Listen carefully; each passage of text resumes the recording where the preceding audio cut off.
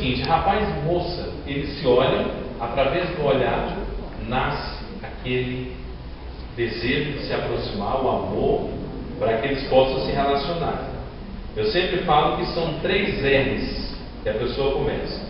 O R da razão, você tem que escolher quem você quer. Não precisa ficar deixando alguém indicar ou profecia, não. Não tem nem profecia na Bíblia para casamento. É você que escolhe e ora a Deus, Deus fala com você. O R da razão, para você escolher quem você quer.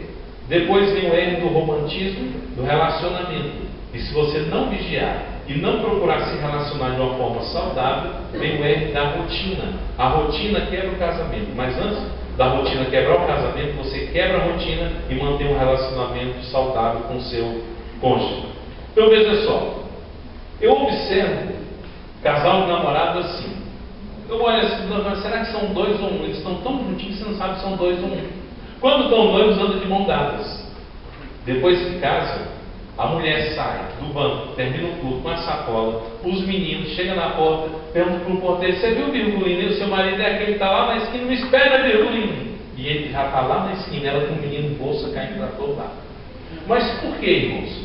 Uma das coisas importantes no relacionamento chama-se o amor. O amor tem que perpetuar. Deus nos fez com a capacidade de amar e sempre amar. Você tem amor para com seu cônjuge, para com seus filhos, seus netos, tataranetos e assim sucessivamente. Então o que acontece? O amor é algo que tem que perpetuar no relacionamento. Por que não tratar o seu cônjuge como você tratava no início do casamento? Tem rapazes que querem nem que a moça pise quando chega na lua de mel em casa, ele carrega nos braços. É aquele cuidado. Tem um ciúme tão grande que não pode passar nenhum vento, que ele pergunta se foi um vento ou uma venta que passou por aí. Então o amor, ele tem que estar presente. Irmãos, olha, tem homens que demora tanto a dizer para a esposa, que a mulher é mais assim, detalhista, ela é mais romântica. Ele demora tanto a dizer eu te amo, que quando fala eu te amo, sai até poeira da garganta. Olha, uma das coisas importantes que eu observo nas palestras, datas comemorativas. No geral, as mulheres sabem as datas, tudo de cor. Data de casamento, do aniversário dos filhos, tudo. Se tem 5 filhos, que antigamente o povo tinha muito filho, era 10, 20. Lá na nossa igreja tem uma irmã lá que ela tiveram 22 filhos, parem lá, mãe. 22 filhos. Que antigamente era assim, era tanto filho que era um fora, um dentro e outro no pensamento. Era filho demais. Então, as datas comemorativas são importantes no relacionamento. Eu chego às vezes numa casa, a irmã fala, vamos cantar parabéns. Aí o marido dela fala, para quem que é? A mulher fala, é para você, é seu aniversário. Ele sabia nem que era aniversário dele. Isso é coisa séria, irmão. Relacionamento, você tem que guardar essas coisas. São pequenas para você, mas importantes para um casamento. Há pouco tempo eu conversei com um casal, ele estava em crise. Sempre eu recebo lá no meu gabinete constantemente pessoas para conversar. E aí, na conversa, eu vi que ele estava em crise. Eu perguntei para a mulher: vocês têm passeado? Vocês saem juntos? Ela falou: pastor, 13 anos de casado, nunca passeamos. Como é que esse relacionamento vai para frente? Não é só o espiritual, você tem que ter um lado social na sua vida. Então as datas comemorativas são importantes. Casados aqui, dia dos namorados, 12 de junho, vocês são eternos namorados. Vocês podem trocar presentes dia 12 de junho. Essas datas são importantíssimas para o casamento. Agora, o casamento, ele tem suas 3 fases para o relacionamento. Quais são as 3 fases? Já que nós vamos abordar sobre a família. A primeira fase, 1000 maravilhas, meu amor para cá, meu bem para lá, é quando começa o casamento. A segunda fase, meus irmãos, são os conflitos. Todo mundo passa pelos conflitos no casamento. Choque de temperamentos. Aí depois vem a terceira fase, que é amadurecimento, maturidade. Segundo a psicologia pastoral, leva cerca de 40 anos para começar um ajuste de casamento. Então quem está começando agora, tem muito chão pela frente. 3 fases do casamento. A primeira, meu amor para cá, meu bem para lá. É aquele negócio, tem pessoas que falam assim: eu vou namorar bastante, noivar para conhecer a pessoa. Escute o que eu vou te falar. Você só vai passar a conhecer a pessoa a partir do momento que você conviver com ela. A convivência vai dizer quem é quem. Por quê? Você vai aprender o temperamento da pessoa. Veja só, tem um ditado aí que diz assim: o amor é cego. Realmente, o casamento é que abre os olhos. Você vai ver. Eu não quero, assim, estimular ninguém não, mas é a realidade. Principalmente a mulher. Ela vai para o casamento com mil sonhos. E depois, quando ela abre os olhos no casamento, ela vai ver muitas coisas na convivência. Então, o nosso relacionamento, nós temos que aprender o seguinte: que você vai chegar à segunda fase do seu relacionamento, chamada temperamento, onde geram os conflitos. O temperamento você herda dos seus pais, por isso não tem como você mudar. E o que é temperamento? É a maneira através do qual o ser humano se manifesta em suas atitudes e atividades espontâneas. Então você herdou dos seus pais, você não tem como mudar. Mas tem uma coisa que você pode fazer e todos nós podemos fazer. Gálatas 5:22. Um dos frutos do Espírito, numa versão fala temperança, no outro fala domínio próprio. O Espírito Santo está aqui para nos ajudar no relacionamento.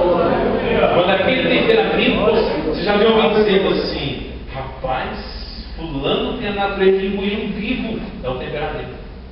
E às vezes você faz coisas que você fala: meu Deus, eu não sabia que eu tinha essa capacidade de fazer isso. Sabe o que é? O seu temperamento. Hipócrates, o pai da medicina, ele estabelece 4 tipos de temperamentos básicos. Então veja só, o sanguíneo é o super extrovertido. Lá na nossa igreja tem um. Ele é brincalhão. Se ele chegasse aqui, ele vai cumprimentar todo mundo, beijava, abraçava. Ele é super extrovertido. Na portaria ele já beija logo o pessoal e brinca e não para. É aquele tipo de gente impaciente. Esse aí serve para ser vendedor. Agora, irmãos, uma vez, sabe o que ele fez lá na nossa igreja? Depois do culto, ele pegou um rapaz, um pedreiro, já casado, mas só que ele é magrinho. Pegou ele nos braços, chegou no culto e falou: vamos apresentar essa criança para Deus. Ele fala assim: aí você fala assim: pastor, não pode, misericórdia. Irmão, aqui é que está o segredo do relacionamento saudável. Eu não posso mudar ninguém e nem moldar ninguém.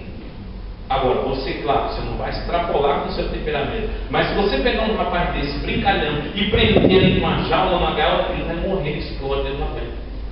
É o jeito dele.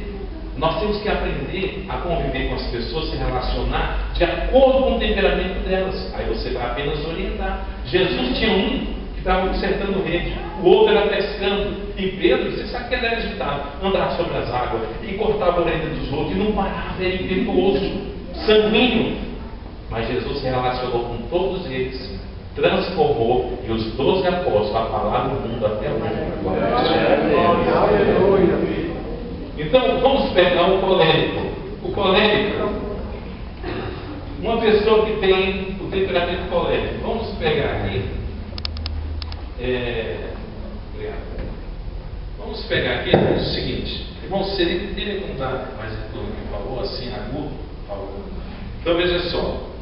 Vamos pegar aqui um casal, já que nós estamos falando de família, relacionamento. Marido e mulher. Os dois são coléricos. O colérico, ele quer ser líder, ele só quer mandar. Por isso, quando eu separo obreiros lá para dirigir congregação, aí ele chega toda alegre: pastor, vou escolher o vice. Eu falei: mas espera aí, vai com calma.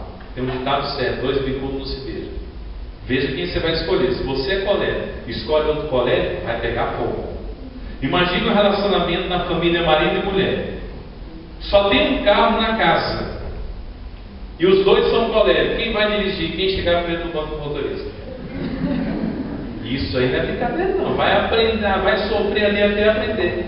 E eu já vi isso acontecer. Eu estava numa rua e ia saindo assim, a mulher chegou, pegou a chave, entrou e sentou no banco do motorista. O rapaz chegou e ele olhou para ela e falou: eu sou o homem, vou dirigir. Ela falou assim: mas eu cheguei primeiro.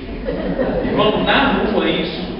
E eles brigando, discutindo, eu olhando assim, e a mulher segurou no volante, vou dar aqui, eu não sabe querer ver que é mentira. Ele deu a volta, sentou-se no banco passageiro e levou o carro de embora. O que é isso? Você vai se relacionar com a pessoa e aprender o temperamento de cada um. Só que Deus vai trabalhar em nossas vidas e Ele vai procurar dominar esse ser que é muito forte e que quer fazer coisas que às vezes você nem imagina. Olha, o que era considerado interessante na época do namoro, agora no casamento começa a ser visto como defeito. Quando você começa a conviver com uma pessoa, eu fiz uma viagem uma vez para Salvador e uns obreiros foram comigo. Aí nós fomos para uma pousada.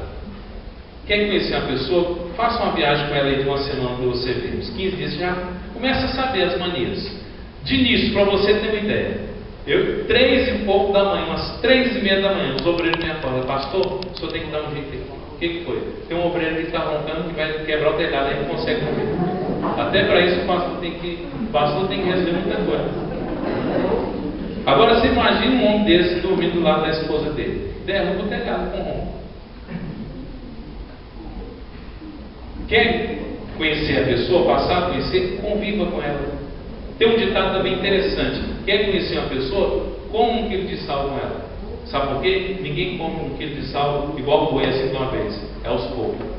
É aos poucos na convivência, no relacionamento, que você vai ver quem é quem. E toda viagem, ela precisa de manutenção. Todo casamento, todo relacionamento precisa de manutenção. E o Espírito Santo está aqui para dar manutenção a cada coisa, a cada vida. Às vezes você pensa em desistir, destruir, de separar, de acabar, mas Deus está aqui para dar vida e vida para nós. Olha, um pastor, eu preguei com ele já passou para o Senhor.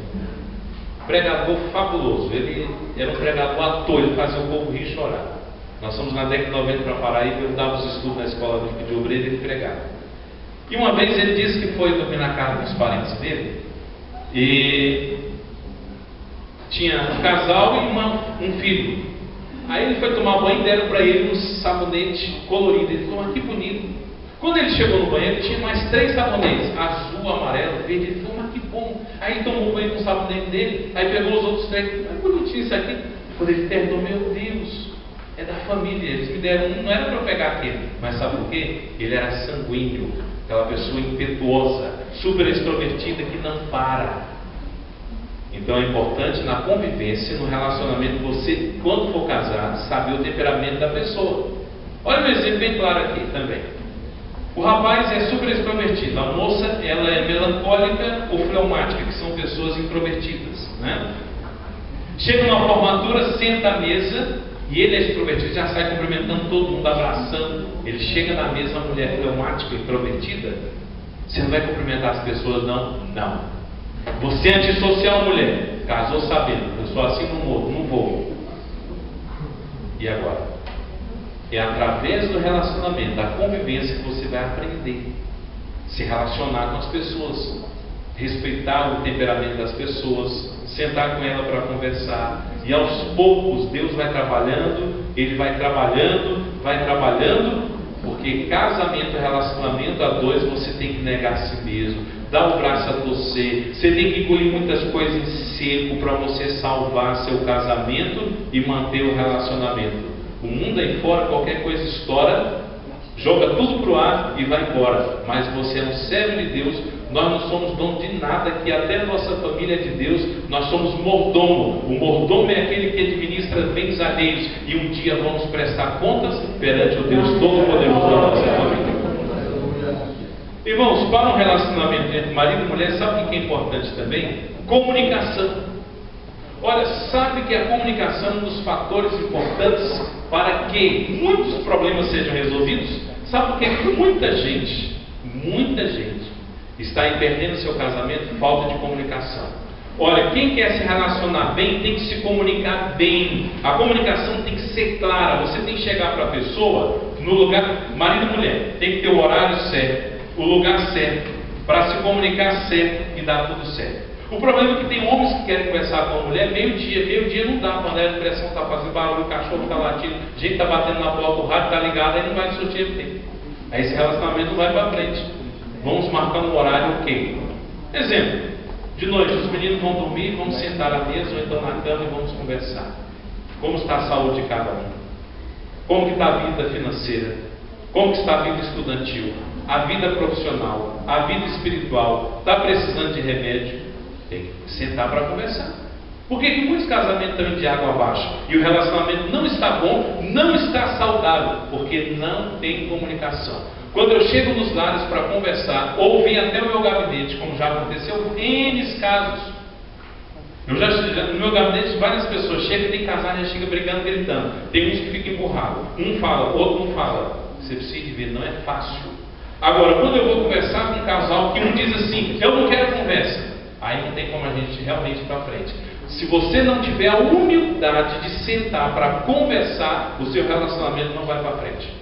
Cada um de nós aqui temos que procurar ser humilde e reconhecer, errei, vou sentar, conversar, consertar e acertar para prosseguir o relacionamento familiar e Deus ser glorificado em nossas vidas.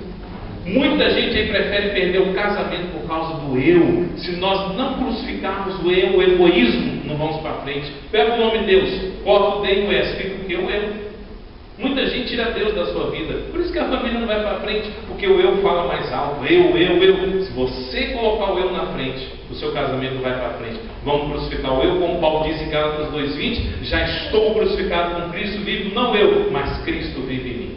Aí o seu casamento vai para frente. Vamos sentar. Agora veja só, a comunicação no casamento consiste em 3 fatores: falar, ouvir e entender. Eu vou falar e o outro vai ouvir. Agora, se você vai começar, a pessoa está mexendo, ouvindo música, não dá. É igual quando eu chego numa casa.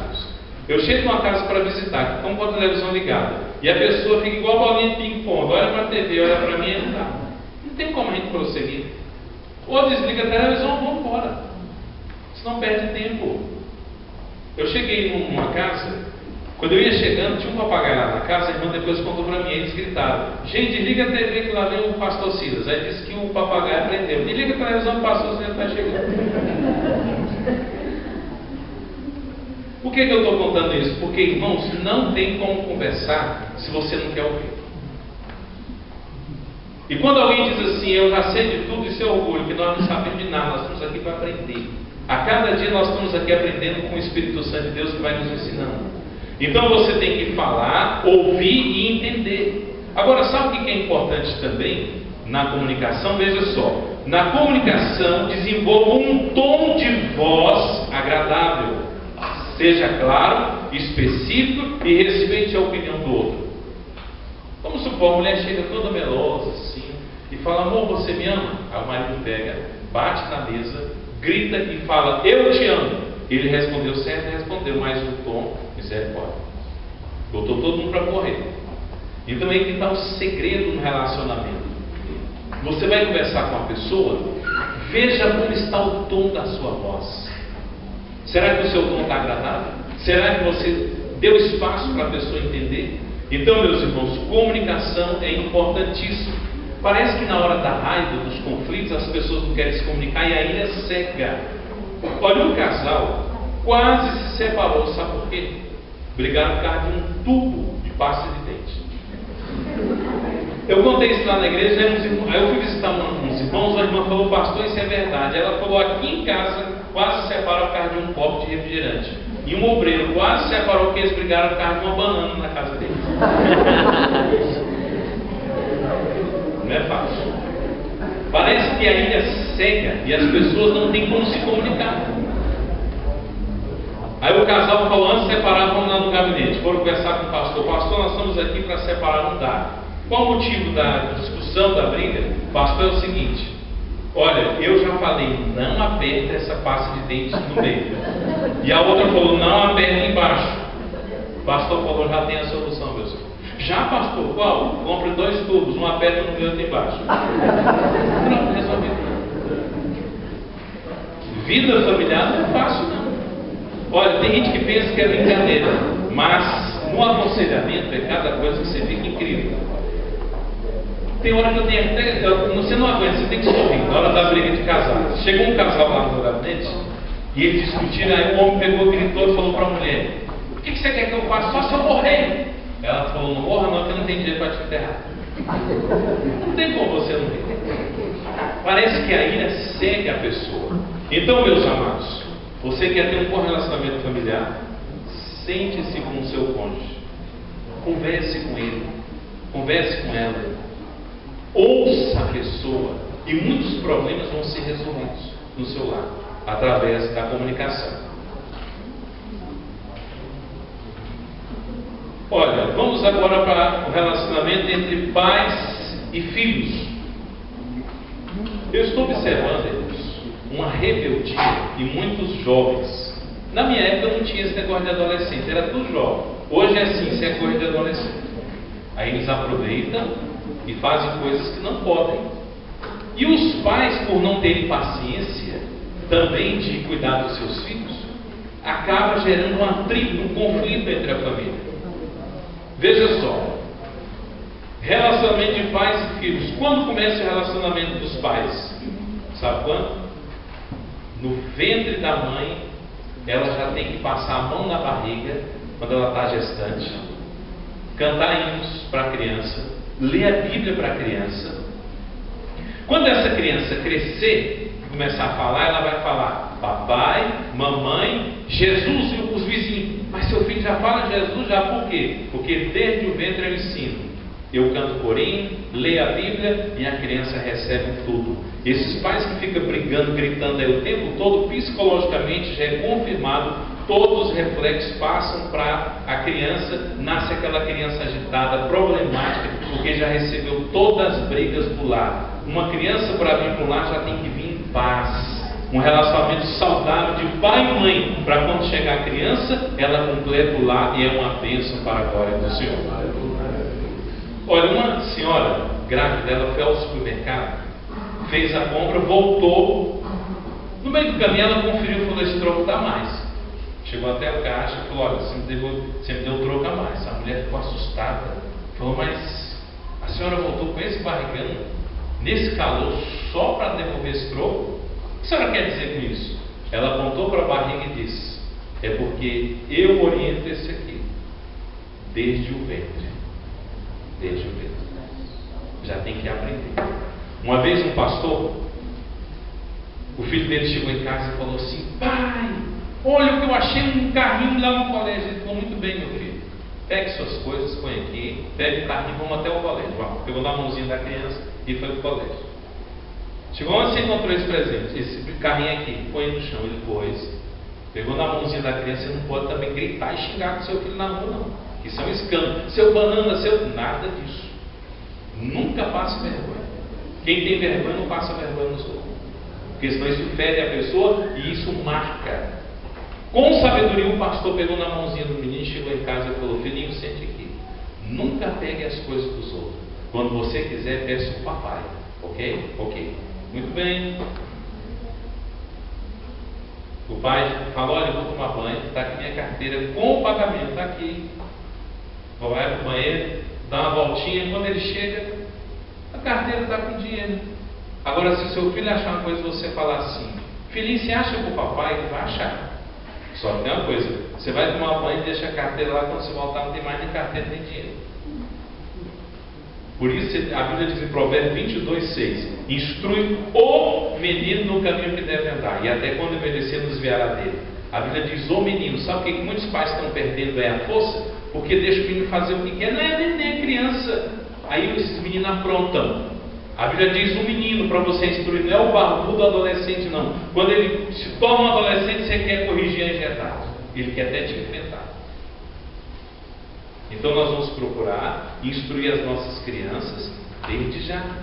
No caminho do Senhor. Esse negócio de dizer: as crianças serão o futuro. Não. Eu sempre falo na nossa igreja: as crianças não serão uma bênção no futuro, elas já são. Temos que investir agora, porque se a igreja não investir, o mundo está investindo pesado nas crianças. Escola dominical, como está sendo feito esse trabalho aqui, investir o melhor para as nossas crianças agora, porque o amanhã pode ser tarde. Então, como está o seu relacionamento com seus filhos? Como está a criação? Menino faz o que quer, bagunça, quebra tudo, irmãos. Quando eu sempre falo na nossa igreja, quando eu vejo o menino quebrando as coisas dos outros, bagunçando, o erro está nos pais. O pai tem que instruir. Se um menino quebrar alguma coisa de alguém, ou tentar você instruir, eu quero ver se ele não vai respeitar. Tem gente que diz para mim: pastor, eu queria tanto um casal daqui na minha casa, mas quando eu penso nos meninos, aí o irmão chega, quando chega os meninos já passam debaixo das pernas do dono, e vai abrindo as coisas tudo, abre a geladeira e ainda fala: é coisa que está feia, só tem água e ovo. O erro está nos pais. O relacionamento, para ser saudável, bom entre pai e filho, começa desde o ventre. Um bom relacionamento. Esses meninos, irmãos, que saem quebrando coisas dos outros, bagunçando, dando birra, se jogam, é porque os pais não corrigem. O erro está nos pais. Uma criancinha, ela chegou no supermercado, pegou um carrinho e começou a brincar. Aí foi batendo na perna dos outros. Aí encontrou uma idosa e começou a bater na perna da idosa. Aí a idosa começou a gritar e falar: socorro! Quem é a mãe desse menino? Aí a mãe nova chegou e falou: sou eu, por quê? Esse menino está batendo aqui na minha perna, está machucando. Aí a mãe nova falou: esse menino foi criado sem autoritarismo. Ele fala o que é, haha, e saiu o menino, kkk. Daqui a pouco chegou um senhor idoso, 75 anos, pegou um pote de mel e derramou em cima da cabeça da mãe nova. E ela gritando: socorro, o que é isso? Aí o velho de 75 anos falou: não, porque eu fui criado sem autoritarismo e faço o que eu quero. Então tome mel, se criar vergonha vai ter que criar seu filho.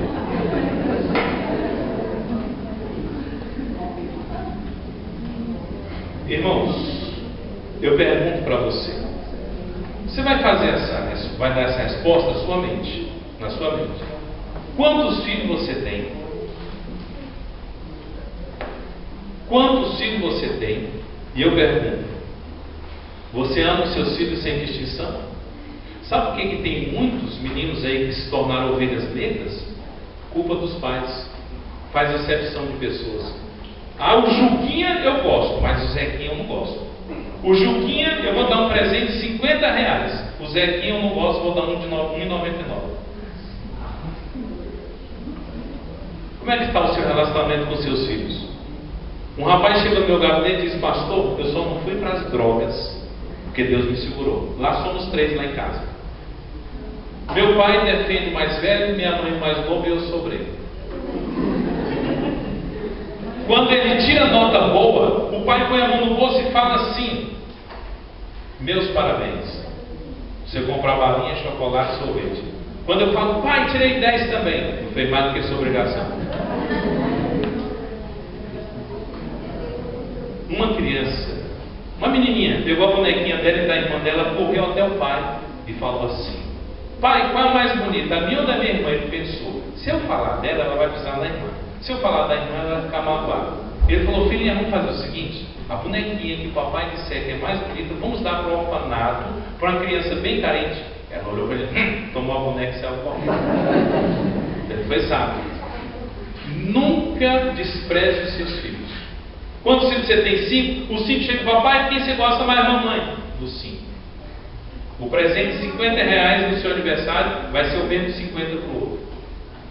Aí você cria um relacionamento saudável no seu lado. Os seus filhos vão dizer assim: olha, meu pai, a minha mãe são os meus melhores amigos, são os meus professores. Eu fiz uma pesquisa na palestra com jovens e adolescentes. Com quem você aprendeu acerca de sexo? A maioria com os vizinhos, amigos. Uns 5 só falaram que aprenderam com os pais. E tem livros aí sobre educação sexual que instrui como os pais orientar os seus filhos concernente a essa área aí. Então, meus amados, não faça acepção de filhos. Vocês viram o que aconteceu com Jacó e José? Jacó tinha José como seu filho predileto, deu uma túnica de várias cores. Os irmãos, nasceu-se uma inveja dos irmãos e o venderam. É isso que acontece dentro de um lar quando não há um relacionamento saudável entre pais e filhos. Ame os seus filhos por igual, invista em todos eles, ore por todos eles, chegue no quarto deles, impõe as mãos sobre a cabeça e abençoa todos em nome de Jesus, e o seu lar vai estar em paz na presença do Deus Todo-Poderoso. Olha só, se um filho fala assim: pai, eu quero falar com o senhor, aí o pai retruca: estou ocupado demais. A mãe diz: agora não. Sabe o que acontece? Os jovens colocam cartazes nas portas de seus quartos com os dizeres: não perturbe. Isso é forte, isso é sério. Por que tem muitas portas de quarto fechadas de filhos? Porque essa porta fechada está dizendo: meu pai não quer conversar comigo, a minha mãe não tem tempo para mim. Então ele fecha a porta do quarto e lá dentro só Deus sabe o que está acontecendo. E depois os pais se apavoram quando descobrem que o filho é viciado em drogas, alcoólatra, e que a filha está grávida antes do casamento. Não tem relacionamento, não tem como conversar. Um menino chegou para o pai dele, estava assistindo televisão, correu, foi para o quarto assistir televisão. Pai, quanto o senhor ganha por hora? Isso não era de conversa, estou assistindo aqui meu jornal. Ele fez umas 3 tentativas e foi dormir. Depois da meia-noite, o pai falou: meu Deus, meu filho quer falar comigo. Correu, chegou no quarto: filhinho, filhinho, acorda, você quer falar com o papai? Pai, quanto o senhor ganha por hora? 15 reais. O senhor me empresta 2? Correu, foi lá na gaveta, pegou 13 reais, juntou com os 2 e falou: pai, estou pagando 15 reais para o senhor me dar 1 hora de atenção. Olha como estão os relacionamentos hoje. O povo não tem mais tempo. E depois estão queixando: meu Deus, por quê? Como é que está o seu relacionamento com seus filhos? Ele abraçou o filho, chorou, pediu perdão e falou: papai vai dar atenção para você. Irmãos, o mundo está de cabeça para baixo. E a igreja tem que pôr de cabeça para cima na oração.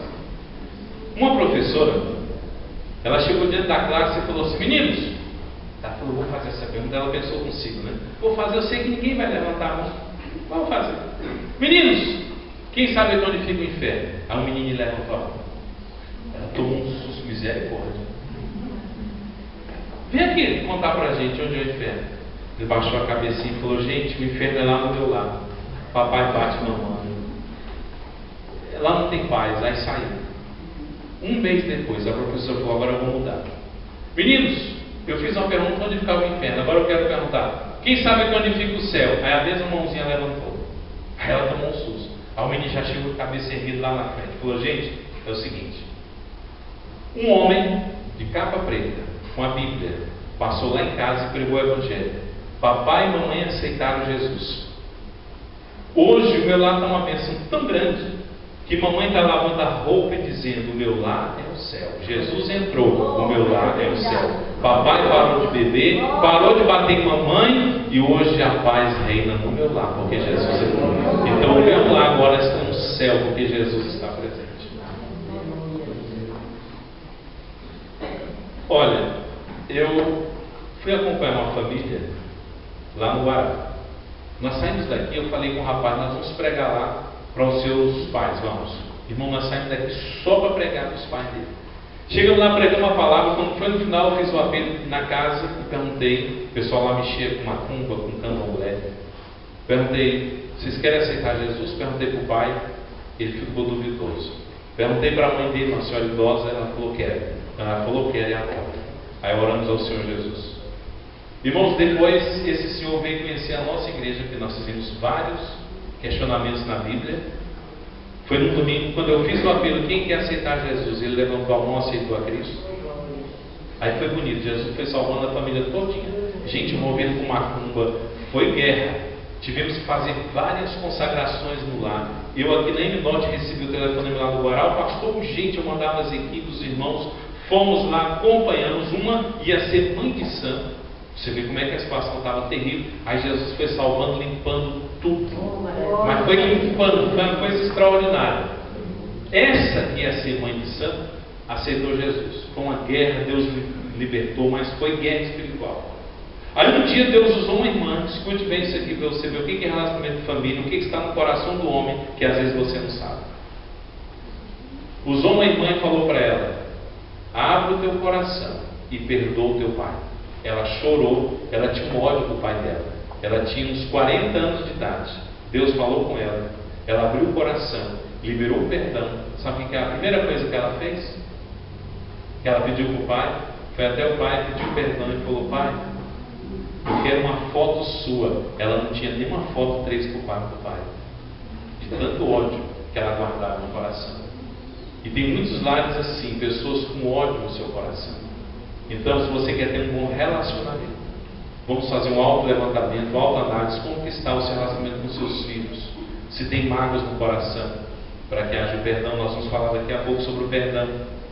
Uma vez eu fui orar por um senhor, ele tinha mais de 90 anos na nossa igreja, ele estava na UTI, mais de 20 dias, e os filhos preocupados, e um falou assim para mim: pastor, eu vou pedir o meu pai para ele liberar, para eu ser o porta-voz, para entrar em contato com todos os meus irmãos, para a gente pedir perdão ao papai, e o papai liberar perdão. Eu falei: o que, irmão? Ótimo.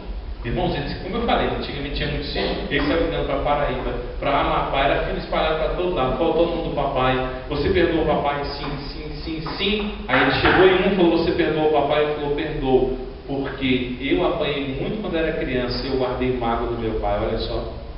Porque, irmãos, antigamente a psicologia ela diz assim: você vai instruir a criança, você tem que ficar na mesma altura que ela, olhar no olho dela e falar por que ela está apanhando. Antigamente, as pessoas, os meninos acordavam debaixo da lapada. Meu Deus, o que é isso? Apanhando. Até hoje eles não sabem o que é apanhar. E eles guardaram mágoa. Aí sabe o que aconteceu? Quando ele fez esse apanhado e pediu perdão, que chegou até o ouvido do pai dele, mais de 90 anos, falou: papai, estou aqui em nome de todos os meus irmãos. Todos nós liberamos o perdão para o Senhor e queremos que o Senhor libere o perdão para nós. Ele falou sim. Quando ele falou sim, que liberou o perdão, logo em seguida Deus o levou para a eternidade. Para você ver que a coisa não é fácil.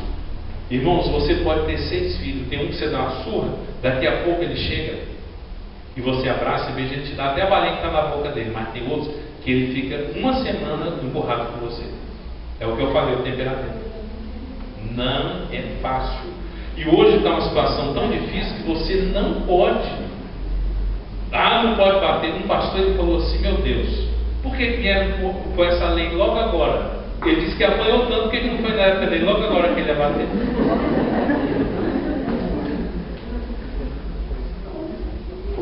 Então você tem que procurar educar os seus filhos, corrigi-los na hora certa, tudo certinho.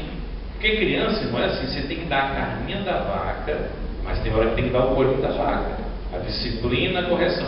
Escute bem, criança tem que ser criança. Ela tem que correr, gritar, brincar. Se você puder com o pai e mãe, pode rolar no chão, brincar com seu filho, põe ele no colo, beija, abraça, diz que o ama. Criança é criança, ela tem que ter uma infância saudável, porque ela vai enfrentar lá na frente o mundo. Ela vai olhar para trás e dizer: eu tive irmão, tive irmã, tive papai, tive mamãe e tive uma infância 10. Está bem psicologicamente. Agora, você não vai deixar a criança extrapolar. É disciplina. O pai brinca, rola no chão, brinca com a criança. Eu conheci um senhor que ele era obreiro, mas ele era tão brincalhão com os filhos dele. Ele tinha 8 filhos, ele pegava os meninos, botava dentro de uma sacola grande assim, ia para a feira e falava: quem quer comprar esse menino? E os meninos tudo atrás, achavam o máximo. Porque criança gosta dessas coisas. Você tem que se fazer de criança para ganhar criança. Porque, irmãos, tem gente aí que o filho de obreiro, por exemplo, de pastor, de obreiro, é criança. Tem gente que é mais infantil do que a criança. Menino, quantos anos você tem? 5. Você tem que ser igual ao seu pai. Sabia vida igual ao seu pai, que já tem 52 anos. Isso é um absurdo, gente. Aí quer empacotar o menino com teto, gravar com uma pasta pesada, tem que ser igual ao seu pai. Não é assim. Você vai sufocar. Lá na frente, vai vir à tona, vai aflorar. Cuidado. Um pastor, ele contou lá na nossa igreja, ele com 40 anos de idade, ele saiu assim na rua, ele entrou numa loja, ele pastor, ele falou: meu Deus, estou com vontade de comprar uma bola. Aí ele entrou na loja e comprou uma bola. Aí ele saiu na rua com uma bola. Ele falou: Jesus, o que eu estou fazendo com essa bola? E ele pegou a bola, na rua andando com a bola assim, chegou em casa, soltou a bola no chão, deu um chute debaixo da cama e murchou para lá. Mas o que foi isso? Porque ele foi reprimido quando era criança, não podia brincar. Então muitos pais pensam que pode reprimir seus filhos, proibir de tudo. Claro, você não pode liberar total e nem proibir. Equilíbrio, para que o seu filho seja criança. Tem que ser criança. Eu tenho umas fotos, eu não trouxe para apresentar, crianças assim, cheias de chocolate no rosto, de sopinha. Criança tem que ser criança, é isso aí, ela é criança. Agora, você rola no chão, brinca com seu filho, mas na hora de estudar, disciplina, hora de comer, hora de dormir, todo mundo te obedece. Antigamente os pais, irmãos, eles tinham tanta autoridade que quando 2 pessoas adultas estavam conversando, passavam o filho, ele só fazia assim, ó. Já sabia, corria para o quarto, olhava só da brecha, os outros conversando. Hoje o mundo está de cabeça para baixo. O pai chega em casa, o casal está lá namorado, o filho ou a filha namorando, aí ele chega na sala, na ponta dos pés, os filhos dão uma olhadinha assim, não, o papai já sabe, ele vai ficar lá na brecha olhando. O casal conversando. Porque o mundo hoje está diferente. Mas tenha liberdade com o seu filho, brinque com ele, seja amigo dele. Você já pensou, irmãos? O vizinho está sabendo o segredo do seu filho que você não tem liberdade com ele? Prosseguindo, como é que você tem apresentado Deus, o relacionamento do seu filho com Deus, na família? Vamos pegar só um exemplo aqui de Abraão e Isaac. Quando Isaac foi ser oferecido pelo seu pai, ele falou: pai, o altar está pronto, o cutelo que a faca está aqui, o fogo está aqui. Pai, só tem uma perguntinha para o senhor, pai. Pois não, meu filho Isaac, onde está o cordeiro? Isaac fez a pergunta porque ele nasceu do impossível. Os pais dele eram velhos. Ele perguntou: onde está o cordeiro? Aí um que nasceu do impossível também, que os pais estavam velhos, Zacarias e Isabel, João Batista, lá no Novo Testamento, dá a resposta de Gênesis 22. Ele perguntou: onde está o cordeiro? Aí João Batista falou: eis o cordeiro de Deus que tira o pecado do mundo, que é Jesus. Mas olha que coisa bonita, irmãos. Quando Isaac perguntou assim: pai, onde está o cordeiro? Tem gente que apresenta, tem pai que apresenta um pai carrasco para os seus filhos. Eu sei lá, Deus está provando nossa fé. E se ele fosse ontem dizer, eu nem sei se Deus existe. Qual é a impressão que esse pai ia passar para o filho? Quando Isaac perguntou: pai, cadê o cordeiro? Ele falou: meu filho, não se preocupe, Jeová Jiré, Deus proverá. Pronto, aquilo ali já foi um bálsamo no coração de Isaac.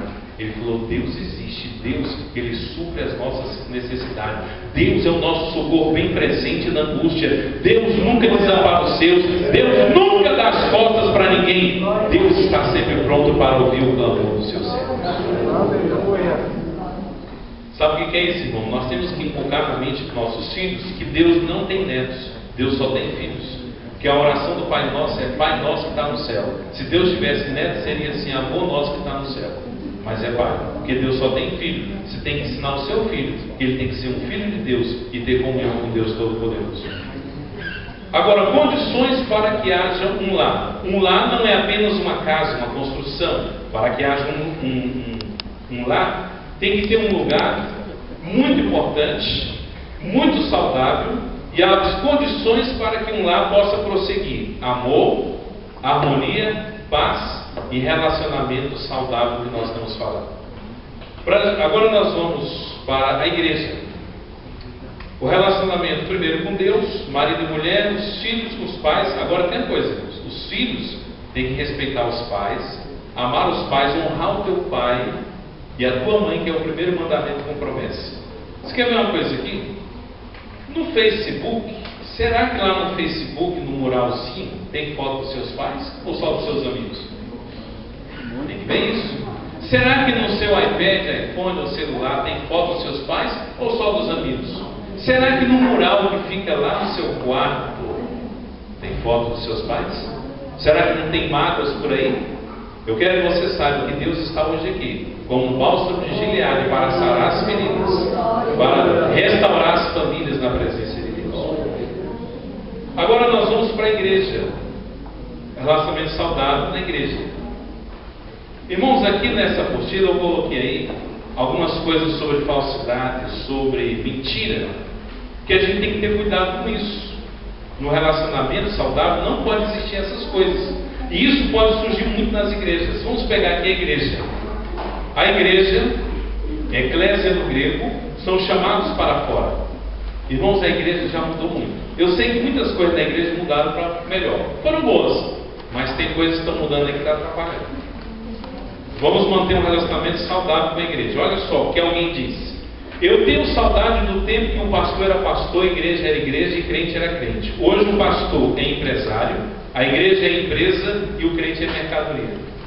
E muitas igrejas hoje estão assim. Irmão, você vai para a igreja, porque eu quero ganhar meu carro, minha casa, meu casamento. É errado isso? Não, mas isso não é prioridade. O relacionamento nosso aqui na igreja, em primeiro lugar, é com Deus, e em segundo lugar com o nosso próximo. Primeiro, nós estamos aqui para adorar a Deus, e em segundo, para ganhar as almas para Jesus. E os 10 mandamentos se resumem em 2: amar a Deus e o teu próximo como a ti mesmo.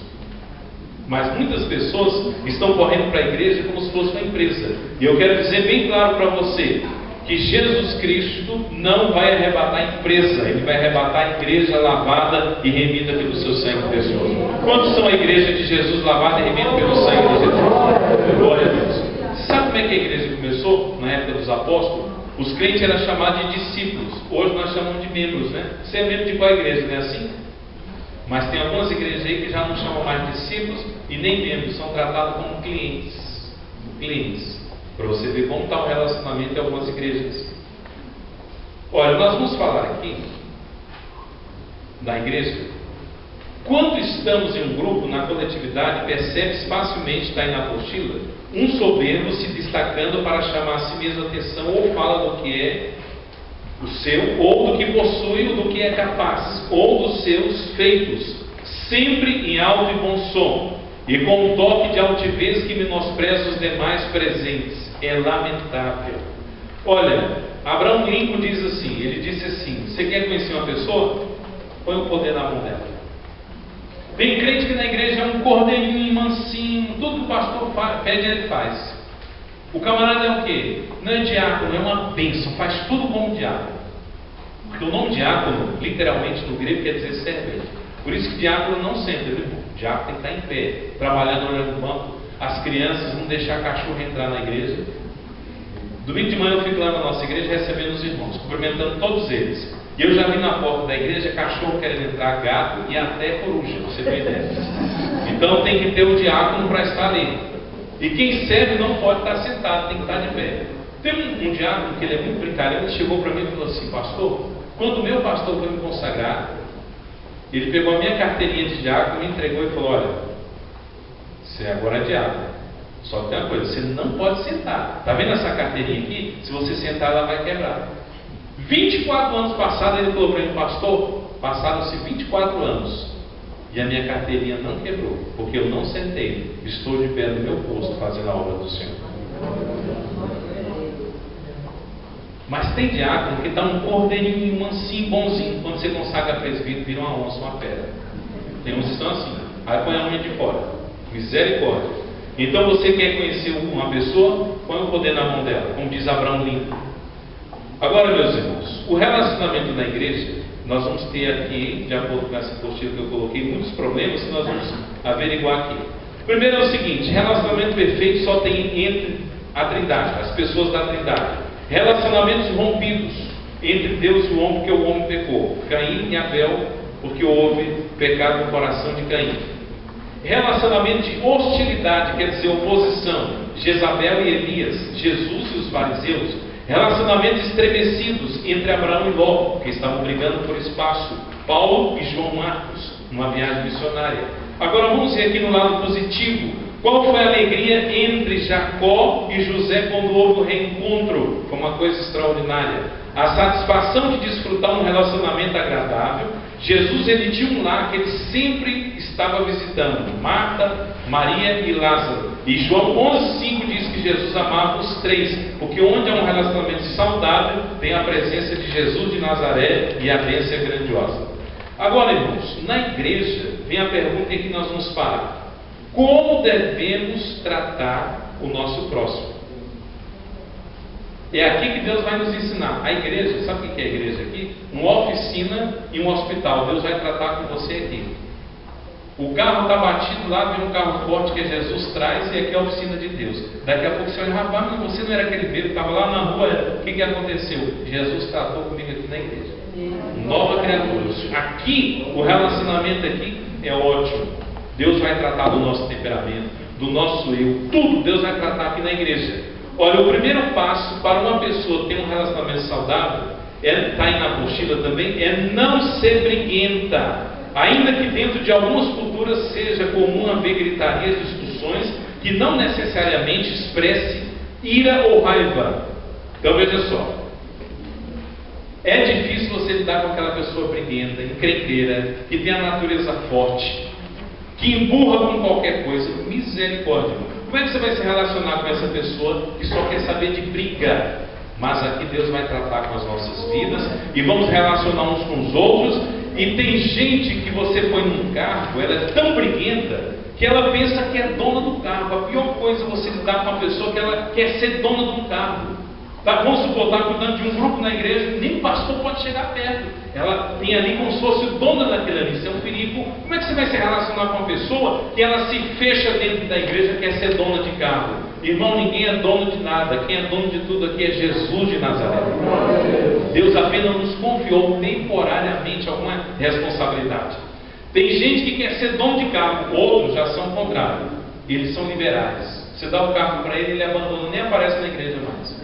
Como é que vai ter um relacionamento com uma pessoa que não aparece? Às vezes o pastor está no púlpito, aí o diácono está lá na portaria, o pastor, ele faz assim com o pastor: Pai do Senhor, pastor, Pai do Senhor. Aí o pastor dá uma viradinha aqui, conversa com o obreiro, quando olha: cadê o irmão? O diácono fantasma, só no próximo culto. Como é que você vai relacionar com uma pessoa desse jeito? É igual alguns jovens chegam, sentam lá no último banco, os pais no primeiro. Aí os pais dão uma olhadinha para trás, os filhos.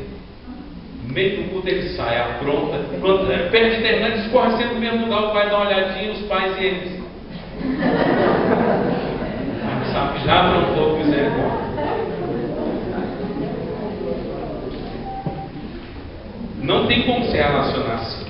Outra coisa, irmãos, nós temos que ter cuidado na igreja, no relacionamento.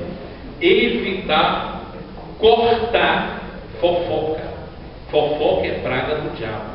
A Bíblia diz em 1 Coríntios 3 que a igreja é como uma lavoura. Então fofoca é um bicho que estraga a lavoura. Não dê seu telefone, o seu número para fofoqueiro e nem seu endereço, porque fofoca é praga do diabo. Olha, terapia quer dizer cura. Descobriram uma terapia muito boa para fofoqueiro. Eles pegaram a palavra terapia e fizeram assim: ter a pia cheia de louça para trabalhar e deixar a vida dos outros para lá. Então, uma boa terapia é essa aí. Quem vai se relacionar com as pessoas tem que procurar cortar fofoca. E você pode querer saber quando a pessoa ganha, o que ela faz, o que tem de fazer. Às vezes você liga com uma pessoa, primeiro, quando você liga com uma pessoa, você tem que se identificar. Eu sou fulano, quero falar com Beltrano. Lá na França, você ligar e falar, quem está falando, ele tem que estar na casa. Porque o certo é você que está ligando falar, se identificar. Pai senhor, eu sou fulano de tal, quero falar com ciclano de tal. Pronto. Agora a pessoa liga para você, com aquela vozinha rádio fofoca. Pai do senhor, irmão, pai do senhor. Você está bem? Estou. O gatinho está bom? Tá. O cachorrinho está. A família está boa? Tá. Você já vai se irritando. Você estava dormindo? Não. Você estava comendo? Não. Você estava no bar? Espera aí, você quer falar comigo ou entrar na minha vida?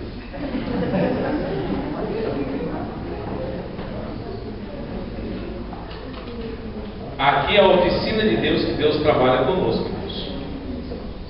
Fizeram uma pesquisa, por que Billy Graham foi considerado um dos maiores pregadores do mundo. Billy Graham, um dos maiores pregadores do mundo. Sabe o que eles descobriram com a pesquisa? Que Billy Graham, ele tinha uma equipe que trabalhava com ele.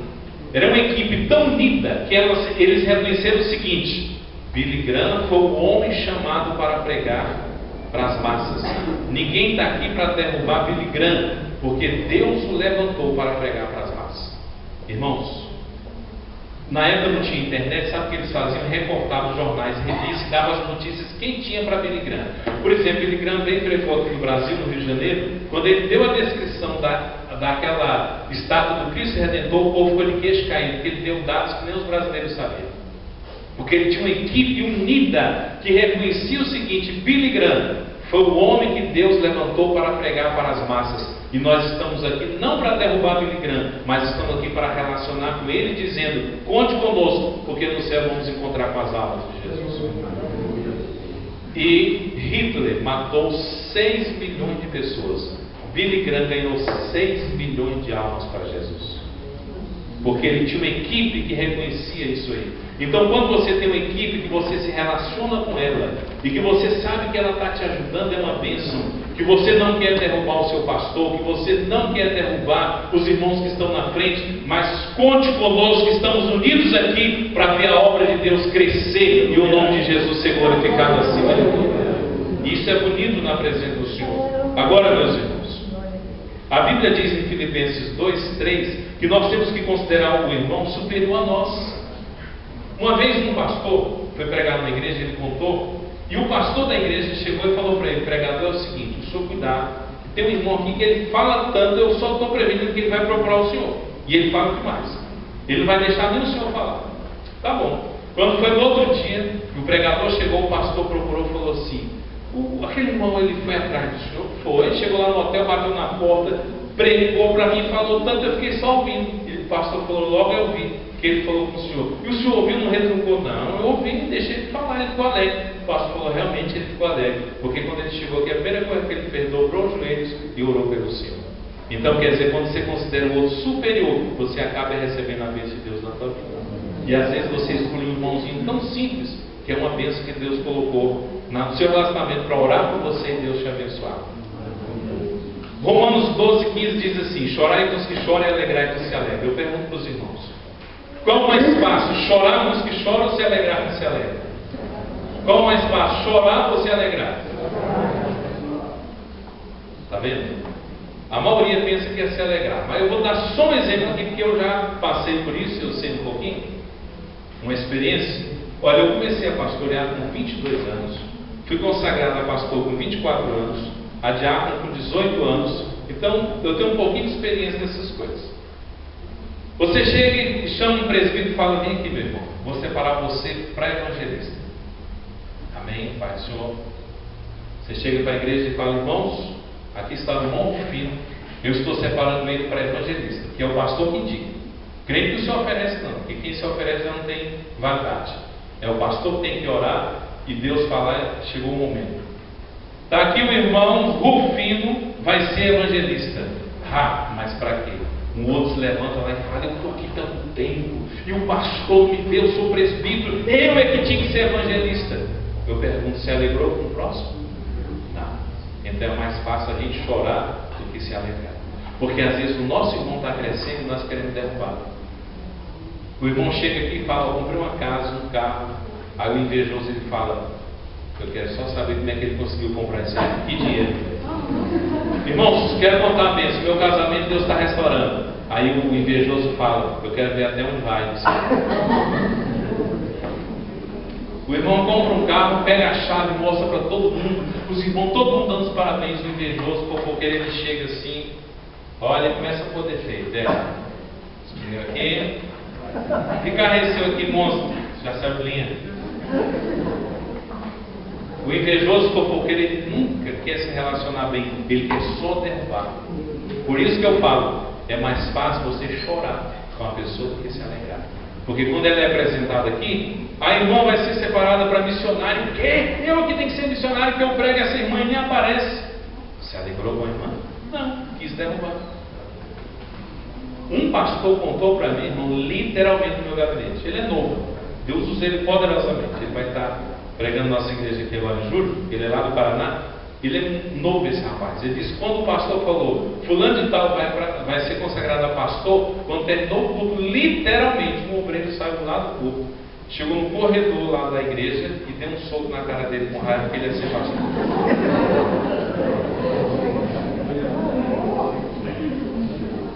Eu sei de cada coisa. Se eu fosse contar aqui, você ia ficar escandalizado. Estou contando essa para você ver. Será que ele se alegrou? Achou que o irmão era novo demais para ser pastor. Deus não olha idade, Deus vai olhar a parte. Se você é idôneo, não confunda idôneo com idoso. Porque Deus, ele pode usar um idoso e uma pessoa nova e idônea. Porque tem pessoas que são idosas e não são idôneas, tem pessoas que são novas e são idôneas. Deus usa todos. Agora só que a gente tem que saber esperar o tempo de Deus. Se você está achando que a pessoa é nova para ser separada, você que está achando. Mas se é Deus que está separando, é porque Ele sabe de todas as coisas.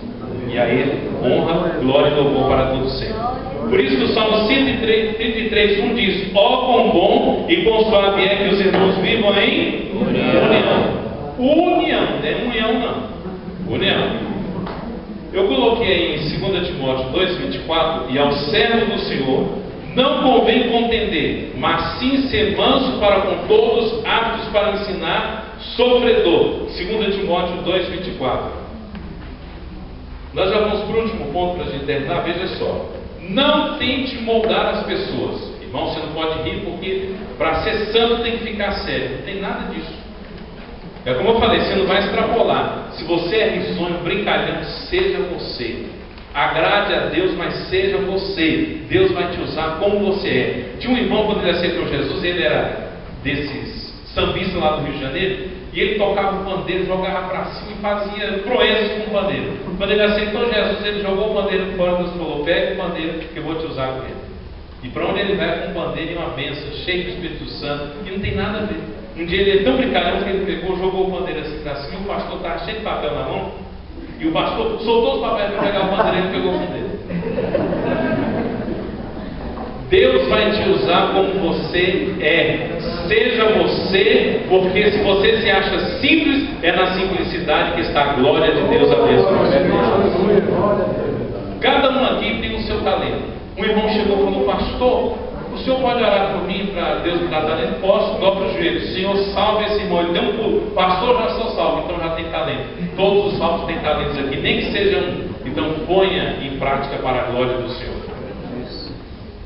O problema, irmão, tem muita gente querendo imitar os outros. Teve um rapaz que ele imitava até a língua estranha do Takayama. Ele ia pregar e já fazia assim. Um dia ele fez assim, caiu no culto. O outro foi imitar um pastor, num congresso, cheio do Espírito Santo. Ele chegou para a igreja e falou: irmãos, eu não vou pregar essa noite. O Espírito Santo vai pregar em Deus como a igreja. Ele sentou-se. Aí o irmão viu aquilo, achou interessante, chegou num culto, o pastor falou: você vai pregar. Ele chegou: nesta noite eu não vou pregar, vou sentar, o Espírito Santo vai pregar. E não aconteceu nada, o pastor chamou para pregar. O que é isso? Que você não pode imitar os outros, você tem que ser você. Billy Graham foi para uma conferência, desceu do avião, correndo, ele chegou lá na conferência com a gravata assim, ó. Ele nem viu, e ministrou a palavra. Quando foi no outro dia, estava cheio o auditório, os obreiros, todo mundo chegou assim.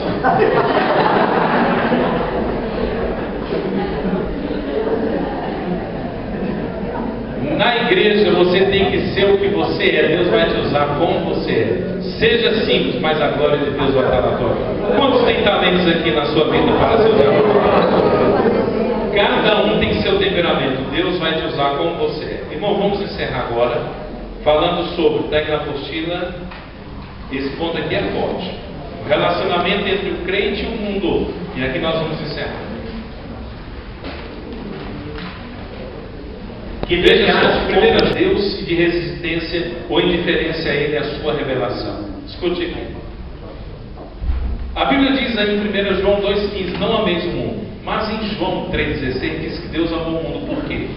A palavra mundo no grego quer dizer cosmos, que traduzido quer dizer adorno e enfeite. Por isso que as mulheres usam produtos cosméticos, que vem de cosmo, que é para adornar e enfeitar.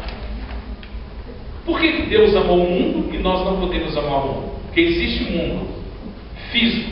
Deus criou os céus e a terra, que nós podemos apreciar. O mundo, homem, que Deus amou, a humanidade somos nós. Tem um mundo sistema, que é isso aqui que nós vamos falar agora para encerrar. O mundo sistema é o mundo que o diabo domina. O mundo do carnaval, da prostituição, das drogas, do homossexualismo, de tudo que não presta. Este mundo, quem domina é o diabo. E é deste mundo que nós já saímos e estamos aqui na igreja, na casa de Deus, para nos relacionar com os irmãos na presença do Senhor. Então, a primeira coisa que eu quero falar aqui, rapidamente, nós já vamos para o final, o relacionamento com o mundo, amizades. Pastor, mas eu não posso conversar com um drogado da minha rua? Claro que pode. Você não só pode conversar com ele, como pode amá-lo. Você tem que amar a prostituta, você tem que amar o homossexual. Agora, o que nós não aprovamos é a prática do pecado. É isso aí que nós não aprovamos. Porque o pecador está precisando, às vezes, sabe de quê, irmãos? Chegou um rapaz no meu gabinete, casado, sem malícia. Ele chegou na porta do meu gabinete, olhou sério para mim e falou: pastor, eu estou precisando de um abraço. Um abraço. Tem muita gente dentro da igreja precisando só de um abraço. Lá no Ceará nós temos uma congregação lá, e um mendigo chegou no final do culto, os obreiros cercaram e ele falou: não, você não se preocupe não, eu não vou pedir não. Aí o pastor da igreja chegou, ele abraçou o pastor e disse: eu só quero um abraço, e foi embora. Tem muita gente que está carente de um abraço, de um ombro amigo. Um pastor contou lá na nossa igreja que ele foi no Pará e eles foram evangelizar, e os jovens evangelizando nas ruas, tudo. Ele falou: por que você não entra naquela rua? Não, porque ali é um bordel. O pastor falou: é lá que nós vamos entrar.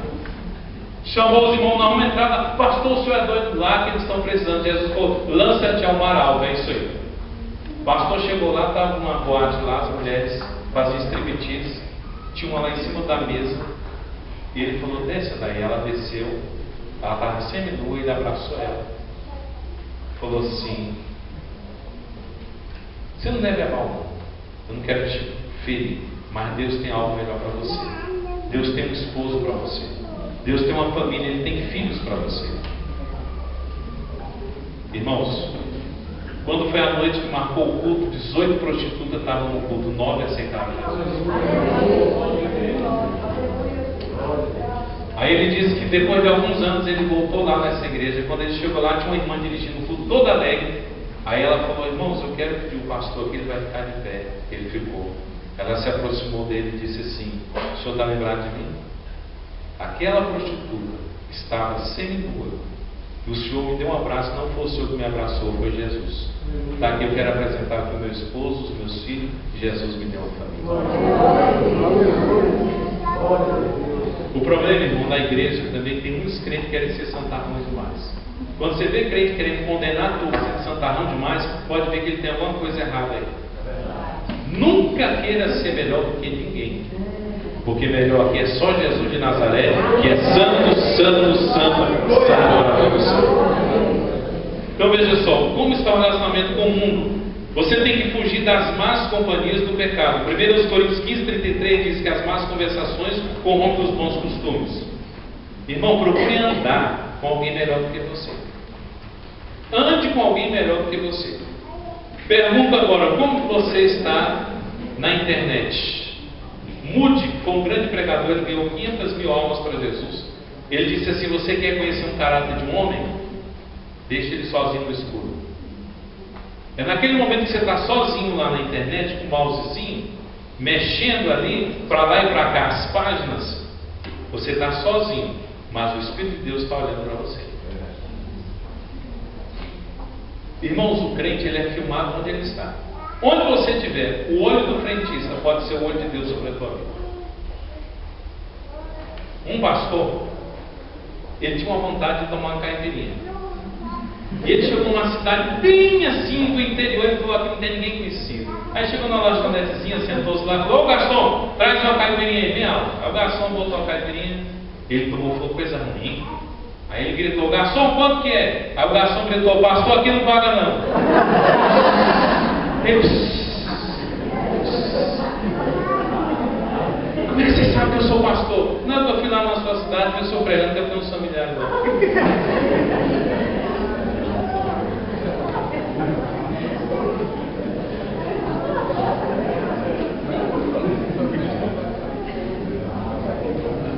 Como está o seu relacionamento nesse século 21? Irmãos, eu gosto de internet. Tecnologia saiu, eu já procuro estar um pouquinho atualizado. Eu gosto de tecnologia. Gosto mesmo. Mas a gente tem que vigiar. Você tem que ter o domínio próprio. Olha só, Deus trabalha em você antes de trabalhar através de você. Pois Ele está mais preocupado com o que você é do que o que você faz. Deus quer saber o que você está fazendo.